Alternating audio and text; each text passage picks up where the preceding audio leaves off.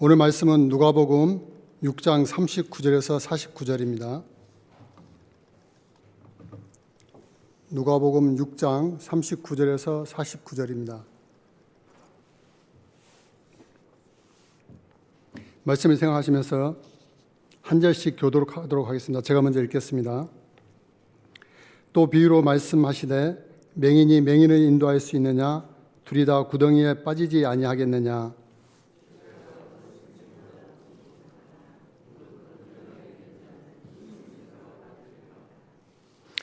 어찌하여 형제의 눈 속에 있는 티는 보고 내 눈 속에 있는 들보는 깨닫지 못하느냐?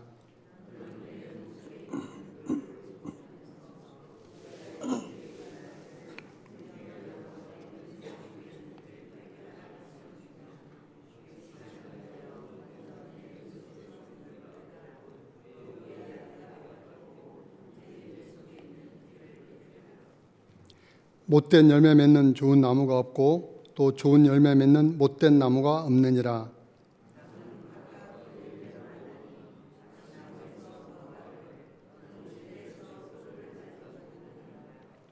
선한 사람은 마음에 쌓은 선에서 선을 내고 악한 자는 그 쌓은 악에서 악을 내나니 이는 마음에 가득한 것을 입으로 말함이니라.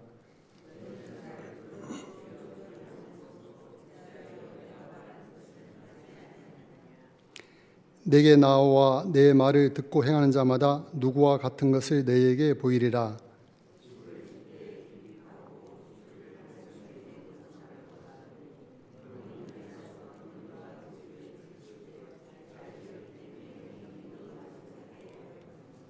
다 같이 읽겠습니다.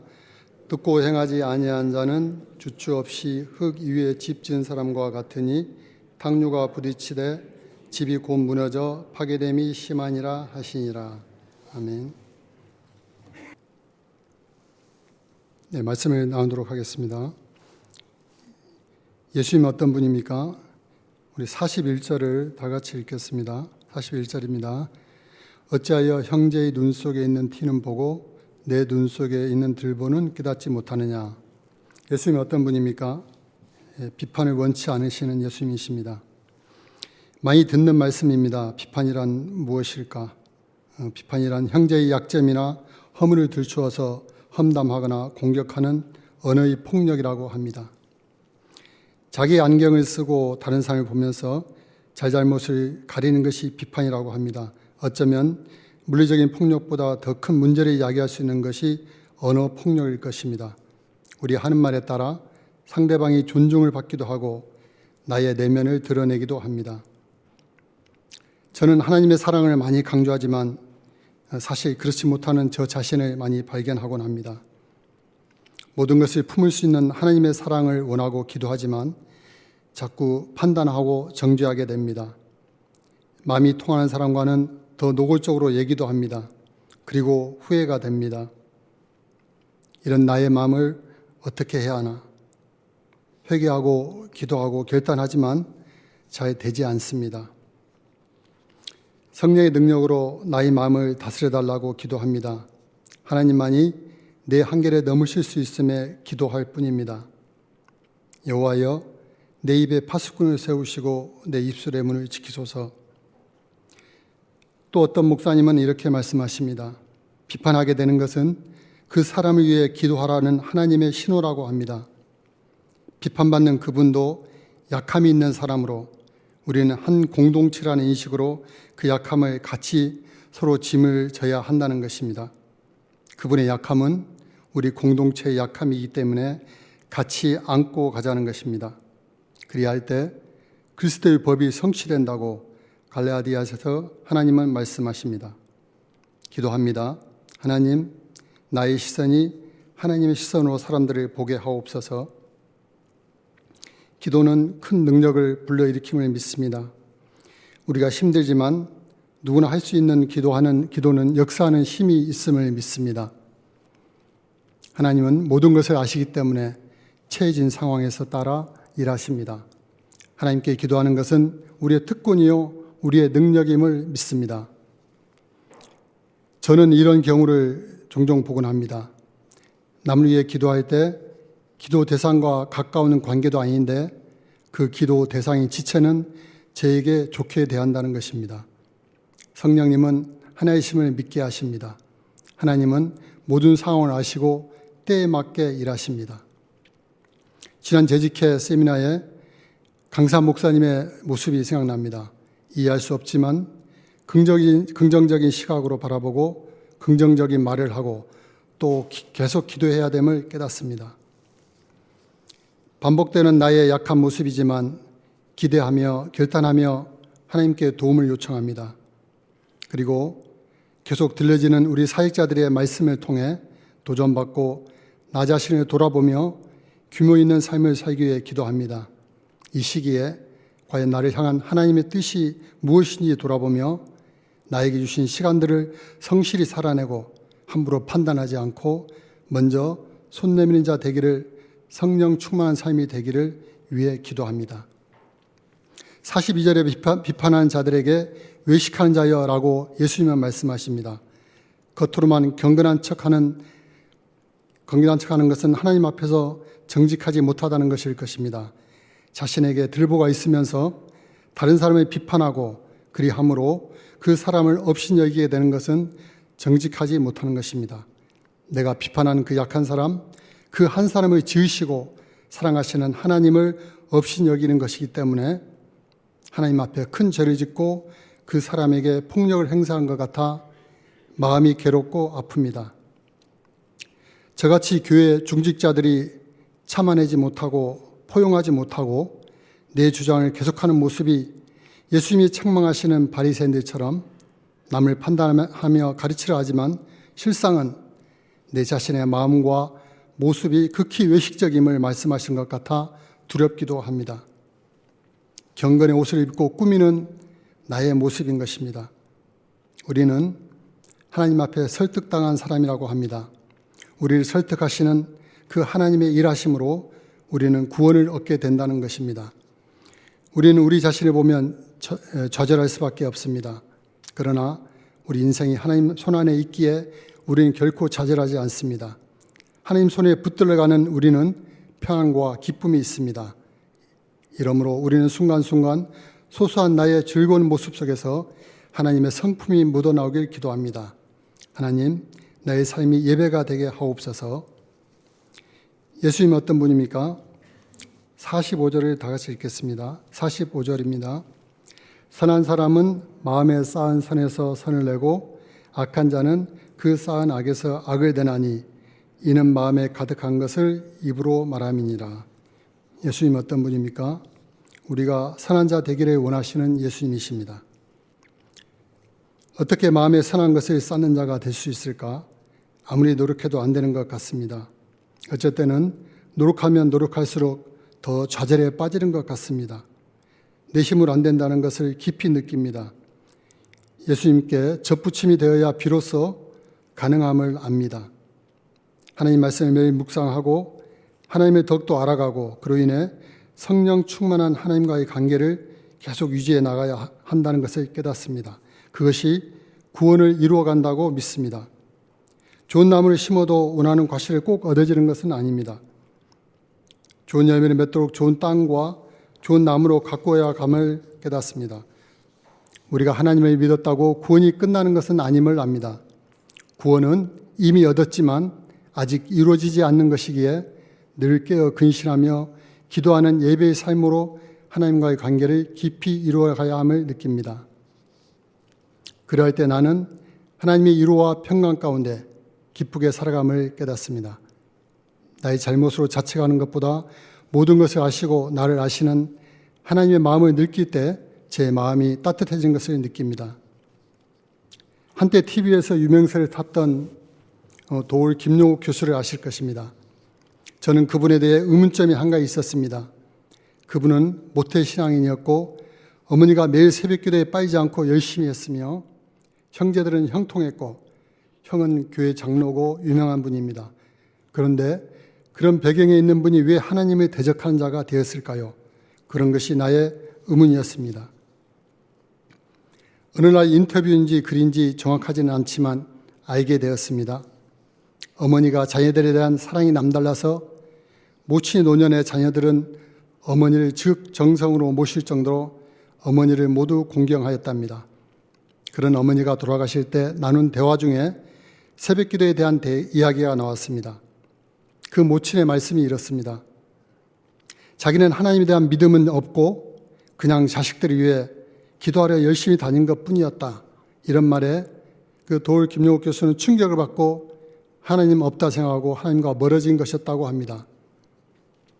우리의 맹목적인 열심이 우리 자녀에게 어떤 영향을 미치는가 생각해 보았습니다.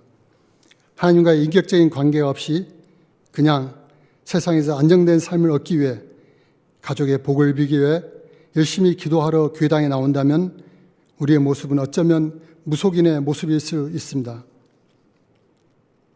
우리 마음에 복음의 씨앗이 튀어지고 하나님의 말씀이 쌓일 때 우리 입에서 나오는 말이 하나님에 대한 이야기가 자연스럽게 나오지 않을까 싶습니다. 또 한 가지 생각이 납니다. 제가 제자반 할 때 제자반 교재에 이런 글이 씌여 있는 것을 읽고 충격을 받았습니다. 정확한 문장은 기억나지 않지만 그린즉 오늘 하루 잘 되기 위해 아침에 큐티를 한다면 그것은 무당이 굿하는 것과 같다. 이런 글이었습니다. 정말 충격적이었습니다. 나는 어떠한가? 여기에 완전히 자유로울 수 있을까? 자신이 없었습니다. 나는 왜 신앙생활을 하고 있는가? 나는 왜 큐티를 하고 있는가? 하나님이 이용하여 나의 안정된 삶을 보장받으려는 것은 아닌가?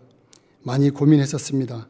그래서 나 자신을 인격적인 하나님 앞에 서도록 가다듬었던 생각이 납니다. 하나님의 자녀됨의 정체성을 늘 인식하고 말씀에서 하나님을 찾고 세미한 하나님의 음성을 잘 듣고 순종함으로 하나님의 성품을 닮아가는 모습이 되기를 기도합니다. 이러한 우리의 믿음의 모습이 자녀들에게 믿음으로 사는 삶의 기반을 형성하는 데 기여할 것입니다.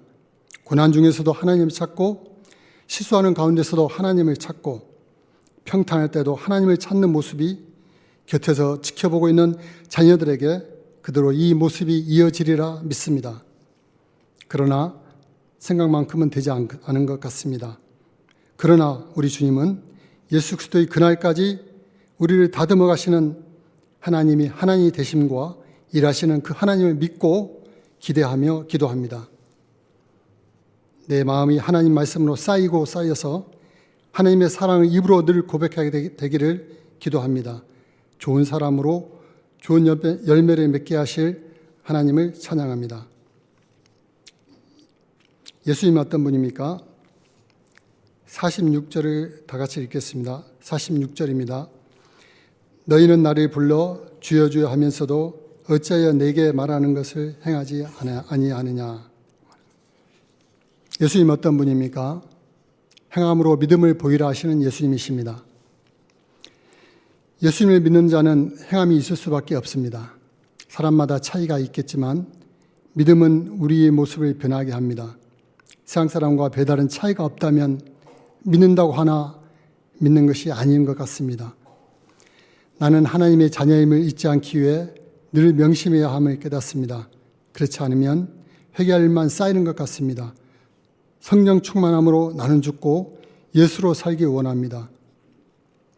예수님은 집을 짓는 목수 출신답게 건물이 기초에 대해서 깊이 파고 주추를 반석에 놓아야 함을 말씀하십니다.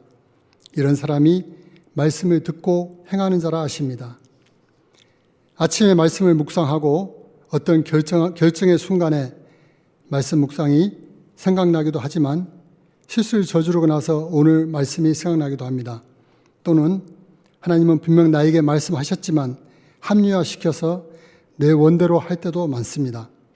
성령의 세미한 음성을 듣지 못하는 것도 문제지만 실은 듣고도 순종하지 못하는 것이 더 많고 더 큰 문제임을 느끼곤 합니다. 하나님을 믿는다고 하는데 나의 신앙의 진보는 너무 더딘 것 같아 항상 고민입니다. 언젠가 이를 보고 주차장에서 출발하여 지나가다가 옆에 차를 살짝 대었습니다. 그래서 그 승용차의 폰 번호를 보고 전화했습니다. 차주가 와서 보고는 그 정도는 괜찮다 해서 고맙다고 말하고 제 차로 돌아왔지만 저는 무척이나 괴로웠습니다. 왜냐하면 제가 하나님을 믿는 자의 모습으로 전화했던 것이 아니라 그 승용차에 있던 블랙박스가 있었기 때문에 저는 그렇게 했던 것입니다. 하나님을 블랙박스보다 못한 분으로 여겼다는 그런 느낌이 아주 나를 힘들게 했습니다. 나는 왜 이런가? 나는 과연 제대로 믿는 사람인가? 라는 생각이 나를 사로잡았습니다. 참으로 절망적이었습니다.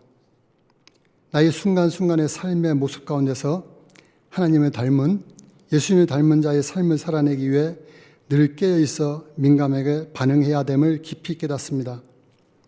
그리고 교회에서의 나의 모습과 가정에서의 나의 모습은 어떤가 생각해 봅니다. 다를 수밖에 없지만 너무 많이 다른 것이 나의 모습이 봅니다. 나의 편함이 옆 사람이 힘들게 되고 나의 수고가 옆 사람을 즐겁게 함을 봅니다. 가장 편한 가족에게 좋은 말 듣는 것이 성숙한 신앙인이고 하나님이 원하시는 것이겠다 싶습니다. 젊을 때 그래야 되는데 사실 나이가 들고 여기저기 아프고 힘이 없어 그렇게 되는 것 같아 부끄럽기도 합니다. 마태복음 7장에 나더러 주여 주여 한 자마다 다 천국에 들어갈 것이 아니요 다만 하늘에 계신 내 아버지의 뜻대로 행하는 자라야 들어가리라고 말씀하셨습니다. 우리가 너무나 확실하게 하나님의 사랑이라고 생각되어지는 선지자, 주의 이름으로 귀신을 쫓아내고 주의 이름으로 많은 권능을 행한다는 정말 하나님의 사랑 같아 보이는 대단한 자라도 하나님의 뜻대로 행하지 않으면 예수님은 너희를 도무지 알지 못한다고 하십니다.